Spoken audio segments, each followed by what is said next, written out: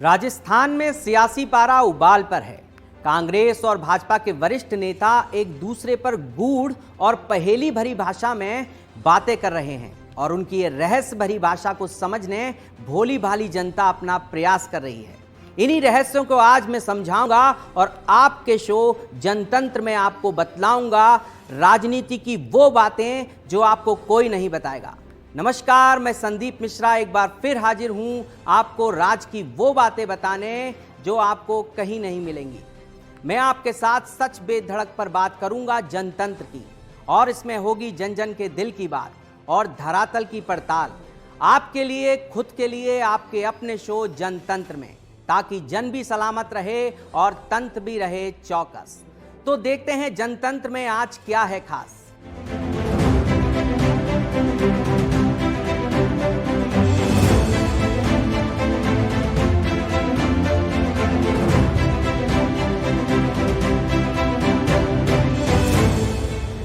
राजस्थान में विधानसभा चुनाव के लिए कांग्रेस के कैंपेन को धार देने पहुंची प्रियंका गांधी ने दौसा में जनसभा की। केंद्र सरकार की नीतियों और भाजपा पर जमकर हमला बोला। कहा, जब कांग्रेस सरकार ओल्ड पेंशन स्कीम लागू कर सकती है तो बीजेपी आखिर इस मुद्दे पर मौन क्यों है। प्रियंका गांधी यही नहीं रुकी और कहा, मैंने टीवी पर देखा, पता नहीं सच है कि नहीं। एक दौर में देव नारायण जी के मंदिर में कुछ समय पहले प्रधानमंत्री गए थे और एक लिफाफा डाला था। मैंने टीवी पर देखा कि 6 महीने बाद प्रधानमंत्री का दिया लिफाफा खोला गया। जनता सोच रही थी कि भगवान जाने क्या होगा इस लिफाफे में। देश के इतने बड़े नेता आए थे, वह लिफाफा डालकर गए थे। लिफाफा खोला तो उसमें केवल 21 रुपए ही निकले। सभा में जनता से पूछा और कहा कि एक तरह से देश में यही हो रहा है। बड़ी बड़ी घोषणाएं तो हो रही हैं, मंच पर खड़े होकर कैसे कैसे लिफाफे दिखाए जा रहे हैं, लेकिन हम आप जब उन लिफाफों को खोलते हैं तब तक चुनाव खत्म हो चुका होता है और बारी आती है काम करके दिखाने की, लेकिन होता कुछ नहीं है। इसी तरह से मोदी ने ERCP का जुमला भी आपको ऐसे ही दिया होगा, जो शायद अभी तक खाली है। केवल बातें और जुमलों का ही लिफाफा है उनके पास। तो ये थी प्रियंका गांधी की वो खास बातें जो उन्होंने दौसा की जनसभा में कही।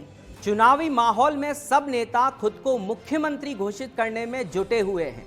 बीजेपी के कई नेता खुद को मुख्यमंत्री घोषित कर रहे हैं। कहीं का ईंट कहीं का रोड़ा, मोदी जी ने कुनबा तोड़ा। पूरी भाजपा ही टूट पड़ी मुख्यमंत्री बनने को। दूसरी तरफ कांग्रेस का एकजुट है। ये हम नहीं कह रहे हैं, ये सियासी बयान है। लड़की हूं, लड़ सकती का नारा देने वाली प्रियंका गांधी का। राजस्थान में प्रियंका गांधी ने कहा कि बीजेपी वाले कहते हैं कि हमारा चेहरा नरेंद्र मोदी होंगे। जनता को उनसे पूछना चाहिए कि क्या वे प्रधानमंत्री पद छोड़कर राजस्थान के CM बनेंगे। उनका मकसद सिर्फ सत्ता में बने रहना है। उनकी नीति बन गई है गरीबों की गाड़ी कमाई को खींचना और उद्योगपतियों को दे देना। बीजेपी सरकार आएगी तो ओल्ड पेंशन स्कीम खत्म होगी और फिर उनकी सरकार आएगी तो सस्ते सिलेंडर का क्या होगा। क्या राजस्थान अभी जैसा निरोगी और चिरंजीवी रहेगा। प्रियंका गांधी की एक खास बातें जो आज उन्होंने दौसा की जनसभा में कही। राजस्थान आई प्रियंका के साथ मौजूद CM गहलोत भी कुछ कम नहीं बोले। गहलोत ने सरकारी योजनाओं का खूब बखान किया। कहा, हर कोई खुश है। महिलाओं को स्मार्टफोन दिए गए और उनके हर हाथ में आज मोबाइल है। CM गहलोत ने मरुधरा के चुनाव को खास बताया और कहा कि यह विधानसभा चुनाव सिर्फ राजस्थान का नहीं है, पूरे देश का भविष्य करने वाला है। इससे ही तय होगा देश कैसा होगा। 2030 की प्रगतिशील तस्वीर भी खास होगी। यह चुनाव हम अपनी सरकार के काम के आधार पर लड़ेंगे। बीजेपी कहती है कि हमारा कोई चेहरा नहीं है, कमल का फूल ही चेहरा है। तो क्या कमल का फूल सड़क बनाएगा। टिकट की चाह में हर कोई अपने अपने तरीके अपना रहा है और जब कांग्रेस महासचिव मरुधरा आई हो तो दावेदारों की शक्ति और अधिक बढ़ जाएगी। ऐसा ही कुछ प्रियंका की सिकराय रैली में देखा गया। दावेदारों ने शक्ति प्रदर्शन में झोंकी थी पूरी ताकत, और तो और हर नेता अपनी ताकत के अनुसार भीड़ लेकर भी आया, क्योंकि सभा के लिए भीड़ भी जरूरी है। इसके बिना नेताजी मंच पर नहीं आते। भीड़ आई या लाई गई ये अलग विषय है, लेकिन इस पर गुप्त नजरें प्रदेश और केंद्रीय नेतृत्व की भी लगी रहीं। तो वहीं एजेंसियों ने भीड़ का शायद वास्तविक आकलन किया ही होगा। फिर भी कहा जा रहा है कि भाई साहब ने खूब भीड़ जुटाई। भीड़ देखी तो सभा में मौजूद सूबे के मुखिया ने मौके पर माननीयों को खुश करते हुए टिकट कंफर्म होने के संकेत भी दे डाले, जिसकी आज सियासी गलियारों में काफी चर्चा रही। चुनाव या चुनाव से पहले राजस्थान में सीएम गहलोत और वसुंधरा राजे को लेकर कोई ना कोई बयान आते ही रहे हैं। कोई कहता है दोनों एक हैं, हमेशा एक दूसरे का फायदा देखते हैं। तब उनके साथ की कोई तस्वीर सामने आ जाती है तो सियासत उफान पर आ जाती है। चुनावी रणभेरी के बीच मुख्यमंत्री गहलोत ने बीजेपी आला कमान से राजे के लिए सिफारिश कर दी है। दिल्ली में गहलोत मीडिया से बोले, मेरे कारण महारानी को ना दें सजा। इससे पहले भी मुख्यमंत्री गहलोत एक सभा में कह चुके हैं कि वसुंधरा जी की वजह से हमारी सरकार बची। उस दौरान भी कई प्रतिक्रियाएं आईं और यही बात मुख्यमंत्री गहलोत ने फिर दोहराई है। अब फिर एक बार गहलोत ने नया बयान देकर राजनीतिक हलकों में नई बहस छेड़ दी है। बीजेपी के आलाकमान से वसुंधरा की सिफारिश कितनी सही है, इसको लेकर सियासी गलियारों में चर्चा जोरों पर है। राजस्थान के रण में दौरे पर पहुंची कांग्रेस महासचिव को आज बालाजी भी याद आए, तो वहीं राम राम का स्मरण करना भी वो नहीं भूली। दरअसल चुनावी माहौल में जो भी राजस्थान में दौरा कर रहा है वह कहीं ना कहीं ढोक जरूर लगाता है।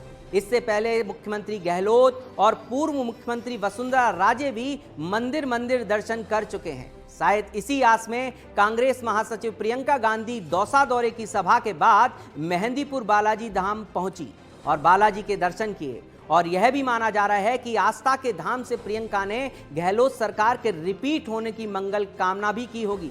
इस दौरान एक अनूठी तस्वीर भी देखने को मिली। इसमें प्रियंका गांधी के साथ मुख्यमंत्री गहलोत भी साथ रहे तो विधायक सचिन पायलट भी तस्वीरों में दिखाई दिए। दर्शन के समय भी तीनों एक साथ बालाजी से मंगल कामना करते दिखाई दिए। और यह भी कहा जाए कि यहां आकर बहुत अच्छा लगा।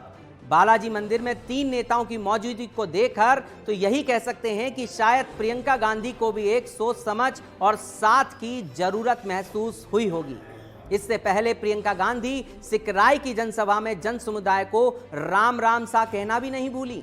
मंत्री ममता भूपेश ने प्रियंका नाम लिखी हुई पीली लुगड़ी पहनाई, तो वहीं इस पीली लुगड़ी के भले ही कोई चुनावी मायने ना हो, लेकिन राजस्थानी तौर तरीके से प्रियंका गांधी के स्वागत के साथ मंच से एकजुटता का संदेश देने की कोशिश की गई। जनसभा में स्वागत के साथ उनको गदा भी भेंट की गई तो लगा कि वे चुनावी रण में एक कुशल योद्धा की तरह तैयार हैं। बता दें कि भारत जोड़ो यात्रा के दौरान भी जब यात्रा दौसा पहुंची थी तो उस वक्त भी पीली लुगड़ी यात्रा में छाई रही थी। राजस्थान कांग्रेस में सीएम गहलोत और सचिन पायलट के बीच की अदावत बदस्तूर जारी है। ये सब देखने को मिला सिकराय में आयोजित ईआरसीपी जन जागरण अभियान में। यहां सचिन पायलट ने कहा, आपस में कोई मनमुटाव है तो उसे भूल जाओ। जैसे राहुल गांधी ने मोहब्बत की दुकान खोली है, उसी तरह हमें भी मोहब्बत की दुकान खोलनी है। उन्होंने कहा कि एकजुट होकर हम चुनाव लड़ेंगे। साथ ही कहा, बीजेपी वाले घबराए हुए और चिंतित हैं, हमारा क्या है। पायलट बोले कि इस जिले से मुझे आपका सांसद रहने का भी सौभाग्य मिला है। केंद्र की सरकार ईआरसीपी में भेदभाव कर रही है। केंद्र के मंत्रियों ने कहा था ईआरसीपी को हम राष्ट्रीय परियोजना घोषित करवाएंगे। आज प्रदेश में बीजेपी के 25 सांसद हैं, लेकिन केंद्र सरकार हमारे किसानों के साथ भेदभाव कर रही है। उन्होंने कहा कि हमारी सरकार बनेगी तो हम डीपीआर में कई वंचित गांवों को भी शामिल करवाएंगे। पायलट ने कहा कि राजस्थान में बदलाव की परिपाटी को बदलना है। गहलोत के मानेसर बयान और पायलट के आज की मोहब्बत की दुकान खोलने वाले बयान को लेकर सियासी गलियारों में आज जबरदस्त चर्चा हो रही है और लोग अपने अपने हिसाब से इसके सियासी मायने निकाल रहे हैं। राजस्थान और मध्य प्रदेश में विधानसभा चुनाव कई मायनों में खास है। अलग है तो टिकट सूची का इंतजार। बात करें मध्य प्रदेश के टिकट बंटवारे की तो लगता है कि एमपी कांग्रेस चुनाव में भी क्रिकेट का T20 खेल रही है और इस शैली में कांग्रेस में 2 शॉट में ही केवल 5 दिन में चुनाव का सबसे बड़ा काम निपटा दिया गया है। एमपी कांग्रेस ने 2 शॉट में ही 230 में से 229 प्रत्याशी घोषित कर दिए हैं और पहली लिस्ट के बाद बची हुई 86 सीटों की जगह 88 प्रत्याशी घोषित कर दिए हैं। आखिर 88 क्यों? तो अंदर खाने से कहा जा रहा है कि पहली लिस्ट के 3 प्रत्याशी विरोध के कारण बदलने पड़े और एक पर घोषित नहीं किया गया, इसलिए ये कवायद करनी पड़ी। ये अलग बात है कि कितने जीतेंगे, हमने तो टिकट दे दिए, बाकी मैदान खुला है, जीत सको तो जीत लो। बीजेपी का नया राजनीतिक दृष्टिकोण पूरी तरह से बदल गया है। वह भी गठबंधन की राह पर चलते हैं, गठबंधन करने पर आमादा हैं और यह भी दिखाना चाहती है कि विपक्षी गठबंधन इंडिया के मुकाबले उसे ज्यादा प्रादेशिक पार्टियों का समर्थन और सहयोग हासिल है। लेकिन वह कहीं भी जूनियर पार्टनर नहीं रहना चाहती है। वह किसी भी राज्य में छोटी पार्टियों के नेतृत्व में चुनाव नहीं लड़ना चाहती है। वह दृष्टिकोण का बड़ा बदलाव है। एक तरफ कांग्रेस कई राज्यों में प्रादेशिक पार्टियों के जूनियर पार्टनर की तरह गठबंधन में शामिल है और उनके नेतृत्व में चुनाव लड़ने को तैयार है, तो दूसरी ओर भाजपा ने पूरा नजरिया बदल दिया है। अब वह इस नजरिए से राजनीति कर रही है कि राज्यों में भी या तो वह गठबंधन का नेतृत्व करेगी या अकेले राजनीति करेगी और अकेले ही चुनाव लड़ेगी। उत्तर से दक्षिण और पूरब से पश्चिम तक उसका यह नजरिया दिखाई दे रहा है। भाजपा के राष्ट्रीय अध्यक्ष जेपी नड्डा ने बिहार में पिछले दिनों एक कार्यक्रम में कहा कि भाजपा अब किसी भी नेता को कंधे पर नहीं बैठाएगी। इसका मतलब है कि किसी दूसरी पार्टी के नेता के नेतृत्व में न राजनीति करेगी और न चुनाव लड़ेगी। इस बयान से नीतीश कुमार को भाजपा ने बहुत साफ संदेश दे दिया है। उसने बताया है कि अगर नीतीश कुमार को एनडीए में लौटना है तो भाजपा का नेतृत्व स्वीकार करना होगा। पहले की तरह भाजपा उनको नेता बनाकर राजनीति नहीं करेगी। इस आशय की खबरें पहले से आ रही थीं कि अगर उनकी वापसी होती है तब भी भाजपा उनको मुख्यमंत्री नहीं बनाएगी। तभी भाजपा ने राज्य की बेहद छोटी छोटी 3-4 पार्टियों से तालमेल किया है। नीतीश कुमार भी वापसी के लिए बेचैन नहीं है। उनकी अपनी राजनीति है और वे अगले लोकसभा चुनाव में भाजपा को नुकसान कराने के बाद ही वापसी के बारे में सोचेंगे और तब उनको लग रहा है कि भाजपा उनकी शर्त मानेगी। बहरहाल भाजपा के किसी का जूनियर पार्टनर बनकर राजनीति नहीं करने की रणनीति कई राज्यों से स्पष्ट दिखाई दे रही है। तमिलनाडु, आंध्र प्रदेश, महाराष्ट्र और पंजाब, इन चारों राज्यों में भाजपा अकेले या छोटी पार्टियों के साथ राजनीति करती दिखाई दे रही है। पहले बात पंजाब की करें तो यहां भाजपा हमेशा अकाली दल की पिछलग्गू बनी रही। अकाली दल लोकसभा और विधानसभा दोनों चुनाव में ज्यादा सीटों पर लड़ती थी और उसकी छोड़ी हुई सीटों पर भाजपा चुनाव लड़ा करती थी। कृषि कानून पर एक बार अकाली दल के अलग होने के बाद से भाजपा अपनी राजनीतिक ताकत यहां लगातार बढ़ा रही है। उसने कांग्रेस के दिग्गज नेताओं, पूर्व मुख्यमंत्री कैप्टन अमरिंदर सिंह और पूर्व प्रदेश कांग्रेस अध्यक्ष रहे सुनील जाखड़ को पार्टी में शामिल किया और इतना ही नहीं, जाखड़ को प्रदेश अध्यक्ष भी बना दिया। अब अकाली दल के साथ भाजपा बराबरी की बात कर रही है। वह बराबर सीटों पर चुनाव लड़ना चाहती है और इस वजह से तालमेल नहीं हो पा रहा है। ठीक वैसे ही भाजपा ने महाराष्ट्र में शिवसेना का विभाजन होने के बाद भले एकनाथ शिंदे को मुख्यमंत्री बनाया है, लेकिन वह शिवसेना के शिंदे गुट की पिछलग्गू नहीं है। शिवसेना और एनसीपी का अजित पवार गुट भाजपा का पिछलग्गू है। भाजपा प्रदेश की सबसे बड़ी पार्टी के तौर पर 2014 के लोकसभा और उसी साल के विधानसभा चुनाव में उभरी थी, लेकिन फिर साम, दाम, दंड और भेद की सारी रणनीति अपनाई और उसने प्रदेश की सभी पार्टियों को ऐसी स्थिति में पहुंचा दिया जहां कोई पार्टी उससे बड़ी ना हो सके या उस पर दबाव नहीं डाल सके। अब शिवसेना और एनसीपी का अजित पवार गुट उसके नेतृत्व वाले एनडीए का हिस्सा है, लेकिन अगले साल के लोकसभा और विधानसभा चुनाव में उन्हें बहुत कम सीटों पर चुनाव लड़ना होगा। आधे से ज्यादा सीटों पर भाजपा लड़ेगी और आधी से कम सीटों पर दोनों पार्टियों को संतोष करना होगा। भाजपा जिस तरह बिहार में लंबे समय तक जनता दल यूनाइटेड की पिछलग्गू थी, वैसे ही महाराष्ट्र में शिवसेना की और पंजाब में अकाली दल की थी, लेकिन तीनों राज्यों में भाजपा ने अपनी रणनीति बदल दी है। इधर आंध्र प्रदेश के बारे में माना जा रहा है कि वहां भाजपा संतुलन की राजनीति कर रही है। वह जगन मोहन रेड्डी और चंद्रबाबू नायडू दोनों से समान दूरी दिखा रही है ताकि चुनाव के बाद जिसको ज्यादा सीटें मिलें उसके साथ तालमेल किया जा सके। लेकिन वहां भी किसी के साथ तालमेल नहीं करने का एक कारण यह है कि पार्टी वाईएसआर कांग्रेस या टीडीपी की पिछलग्गू नहीं बनना चाहती। वह अकेले लड़कर ताकत बढ़ाना और चुनाव के बाद तालमेल की योजना पर काम कर रही है। तमिलनाडु में भी अन्ना डीएमके से तालमेल टूटने का कारण यही है कि भाजपा अकेले अपनी ताकत बढ़ा रही थी। नए प्रदेश अध्यक्ष के अन्नामलाई के नेतृत्व में भाजपा अपनी जगह बनाने की जद्दोजहद कर रही थी। अन्ना डीएमके नेताओं पर बयान तो तालमेल टूटने का तात्कालिक कारण बना। असली कारण यह भी है कि अन्ना डीएमके को लग रहा था कि भाजपा उसके वोटों में सेंध लगा रही है, उसके साथ रहकर अपने को ज्यादा बड़ा करने की राजनीति कर रही है। आखिर हर कोई यह जरूर सोचने को विवश है कि भाजपा कितने राज्यों में पिछलग्गू पार्टी के तौर पर राजनीति करती रही, लेकिन आज वह किसी भी राज्य में जूनियर पार्टनर नहीं है। या तो उसका किसी से गठबंधन नहीं है, वह अकेले राजनीति कर रही है, या फिर वह गठबंधन का नेतृत्व कर रही है। यह बात राष्ट्रीय स्तर पर पहले से थी, लेकिन राज्यों के स्तर पर भाजपा ने हाल ही के दिनों में यह राजनीति की है। भाजपा यह महसूस कर रही है कि राष्ट्रीय स्तर पर स्थायी तौर पर सबसे बड़ी ताकत बने रहने के लिए जरूरी है कि राज्यों में भी पार्टी बड़ी ताकत बने। पहले वह सिर्फ हिंदी पट्टी की पार्टी थी और दक्षिण, पश्चिम या पूर्वी भारत में काफी कमजोर हुआ करती थी। तो राष्ट्रीय स्तर पर एनडीए का नेतृत्व संभालने के बावजूद प्रादेशिक छत्रपों के हिसाब से उसको काम करना पड़ता था। उसने यह भी देखा कि कांग्रेस कैसे राज्यों में कमजोर होती गई, तो राष्ट्रीय स्तर पर भी उसकी मजबूती खत्म हो गई। इसलिए उसने राज्यों में अपने को मजबूत करना शुरू कर दिया है। क्या यह राजनीति उसकी सभी सहयोगी पार्टियों के लिए खतरे की घंटी है? बीजेपी की पहली सूची के बाद उपजे विवाद को हर किसी ने देखा है। कैसे एक ही दल के सुलझे हुए नेता आपस में उलझते चले गए।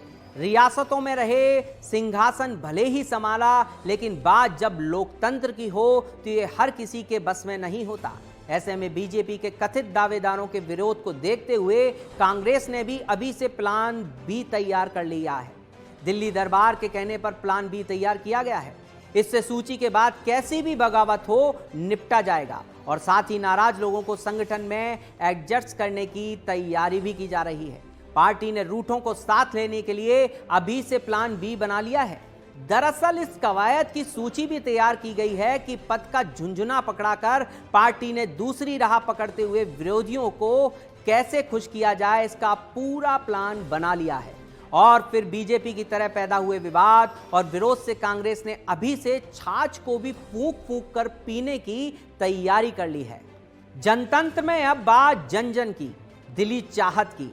राजस्थान में कौन बनेगा मुख्यमंत्री, किस पार्टी को मिलेगी जीत, ये सवाल हर किसी के जेहन में अभी से गूंज रहा है। लेकिन इसे लेकर 350 साल पुरानी सट्टा गली में इस सवाल के भाव भी लगने लगे हैं। दरअसल राजस्थान विधानसभा चुनाव के चुनावी माहौल में सट्टा मार्केट गर्म हो चुका है। बीकानेर की सट्टा गली में दांव लगाने वालों की संख्या पहले के आम दौरों के मुकाबले काफी बढ़ गई है। लोग नेताओं की टिकट से लेकर कौन मुख्यमंत्री बनेगा को लेकर दांव लगा रहे हैं। और इस सट्टा गली का नाम है चाय की पट्टी। यहाँ की मशहूर सट्टा गली में सामान्य से ज्यादा लोगों की गतिविधि इन दिनों दिखाई देने लगी है। सुबह 10 बजते ही गली में लोगों की भीड़ शुरू हो जाती है। जैसे जैसे विधानसभा चुनाव नजदीक आ रहे हैं, उन्होंने लोगों के सट्टेबाजी के विकल्पों में बदलाव को देखा है। कई लोगों ने दांव लगाने शुरू कर दिए हैं कि किन नेताओं को टिकट मिलेगा, कौन सी पार्टी राज्य की अगली सरकार बनाएगी और कौन होगा अगला मुख्यमंत्री। इसको लेकर बीकानेर की चाय पट्टी वाली गली में काफी चहल पहल है। जनतंत्र की इस कड़ी में आपने देखी राजस्थान के सियासी गलियारों की वो बातें जो आपको कोई नहीं बताएगा। आज के लिए बस इतना ही। कल फिर मिलेंगे राजनीति के गलियारों की वो बातें आपको बताने जो आपको जानना जरूरी है। देखते रहिए सच बेधड़क।